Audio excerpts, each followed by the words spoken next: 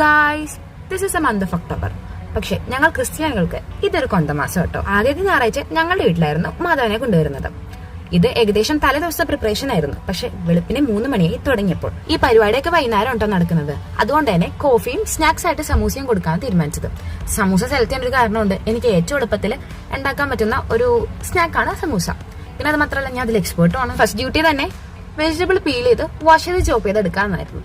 അത് ഈസിലി ചെയ്ത് കഴിഞ്ഞ് നമ്മളത് വേവിക്കാൻ വെച്ചു. ഒരു 4-5 വിസിൽ വേവിച്ചാൽ തന്നെ നമ്മുടെ വെജിറ്റബിൾ ഒക്കെ നല്ലോണം വെന്ത് വരും കേട്ടോ. പിന്നെ അത് താളിക്കാനുള്ള കാര്യങ്ങൾ മാത്രം ചെയ്താൽ മതി.